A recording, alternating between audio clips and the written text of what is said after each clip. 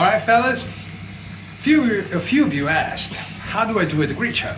And today I'm going to show you not to do how a gricia, but rather how to do a cacio and pepe. Alright? So this is going to be not completely in line to the tradition, because we want to do better. We want to go beyond the lift and shift, but rather lift and improve and modernize. Cacio and pepe is a staple of Italian cuisine. It's a very rural and poor plate. It's a legacy, if you will, of farmer origins. Pepe stands for pepper, black pepper. And cacio stands for cheese. Actually, is in a Roman dialect, it stands for cheese. And this is a pro tip. Next time you go to your favorite Italian restaurant, or you're just, going around in Rome and enjoying some food, if the waiter is asking you, "Sir, would you like some cheese?" you should respond to them, "A bello di mamma, cala il cacio e vedere muoverte, va?" Alright, in order to prepare this plate, it's gonna take us roughly 15 minutes. We're gonna break the tradition in the way that we create the cream, because the idea is that we're gonna melt the cheese. We're gonna see what kind of cheese in order to create the most delicious cream.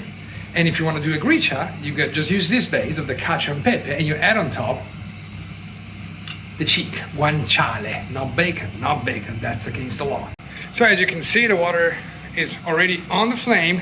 It's about to boil later. Here's for the cream. So we're gonna need, of course, this is pepper, right? We're gonna talk about what kind of pepper we can use. Then here we're gonna use some pecorino. For 3 people, like myself, my wife, and my son, roughly 80 grams of the pecorino, the sweetest one, and the youngest one. Doesn't need to be 40 months or anything like that. It's normal pecorino, Tesco pecorino is fine. Then Parmigiano. It's called Parmigiano, not Parmesan. Parmigiano Reggiano. Actually, here we should use another kind of pecorino, maybe one which is more aged, but I couldn't find it. So I'm going to use another very strongly typed kind of cheese to do that. All right. Then, in order to create the cream for the doses for this, it's roughly 80 grams of pecorino, and here roughly 25 grams of Parmigiano. Then to create the cream, we're gonna also need 150 mils of water. Tap water is fine, and that is the key. Some wine. Doesn't need to be premium wine, but some white wine. And I mean, for this recipe, the amount of white wine is gonna be roughly 15 mils. And why is the bottle here? Because the rest of the bottle is for me. Yes. All right, so to get started, what we need to do is to grate these bad boys. Don't you ever dare get the grated ones, right? No, that's against the law. You're really the enemy of the state if you do that. You want to take freshly grated cheese, all right? All right, now we grated all these bad boys. We got ready the water. We got ready the wine. We got ready our glass. It's now time to just start simmering. So first, on medium heat, as you can see here, you pour in the water, then you pour in the wine. Wine is really important, because if you go down to the chemicals of what are going to happen, wine will bind very well together with cheese and will allow you to just melt the cheese in a very creamy way without creating lumps, blumps, all the kind of stuff that nobody really likes. Now, the very important step at the moment is take the wine, even though it's not the best wine, right? But you put it here, keep going, and there you go. Do me a favor, while we're waiting for this bad boy to just boil, call your mom, tell her you love her. All right, I called my mom, sipped some wine, I got ready some pasta, right? This bad boy, the water is almost boiling. We're getting very close, getting close. So now, it's just time to put some salt. All right, the salt is in, and now we're gonna go to the pasta and we're gonna cut it in half. No, never do that. That's really the worst thing that you can do. The pasta goes in whole. We're gonna put in the pasta as a whole. We're gonna use something like this tool right here. To just twist it in order to make it fit into the bowl. All right? So just twist it and it's gonna go. It's guaranteed. All right? All right. All right, there is only one way to do pasta, and that is al dente, right? This specific pasta is the one that I use a lot, and usually it's al dente in 11 minutes. So all that is left for me to do is just say, "Hey Google, Set a timer for 11 minutes. 11. All right, while the pasta is boiling, now this little guy here is already been simmering for a while. It's time to put in the cheese.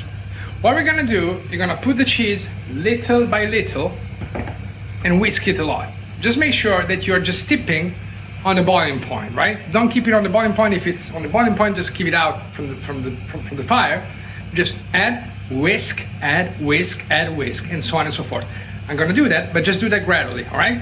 Halfway through the cheese, this is what we got, all right? Doesn't seem very yummy, but trust me, it's gonna be good. All right, we put all the cheese in. We need to keep on whisking, but there is a trick. If you wanna make it even more creamier, you can use this.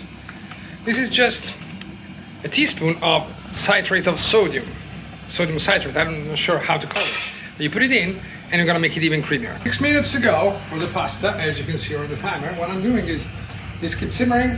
I prepared a bowl to put together all the pasta. I prepared the coriander to make it, to do what I had to do. And now it's time, a good, perfect time to sip some wine. Let me show you about the wine. You see here, as we whisk, there are no lumps, nothing. This is all liquid and creamy. This is liquid luxury. The other important thing is that you want to whisk very, very much. You want to incorporate as much air as possible because that's key to make it fluffy. Let's talk about pepper. So for today, we're going to use just black pepper, but you can use a lot of pepper, whatever pepper you want. Black pepper, white pepper, pink pepper, green pepper, pepper from Camo, red pepper as well. There is wild pepper from Voyes Piverie. I just wrote it. The pepper from Tasmania, whatever you like. All right, the pasta is almost there. What is important to do now is to save this amount of water from the pasta. That's really, really important. All right, that's about time to just deal with this bad boy. Pasta is here now. We're gonna put it into here, right? And this is where it's really important now to add some of this water. Just add little by little, leave it there, and start going around. Pasta will absorb that, so don't you worry, but you wanna do that because you're gonna make it even more fluffy. Now it's time to put this bad boy into the pasta. I'm gonna do that and keep whisking. Just bear with me. All right, after a lot of stirring, you should have the spaghetti with a good cream. Yeah. All right, after a lot of stirring, we plated it and we put on some pepper. And as you can see, it's a lot and creamy. It's pretty good.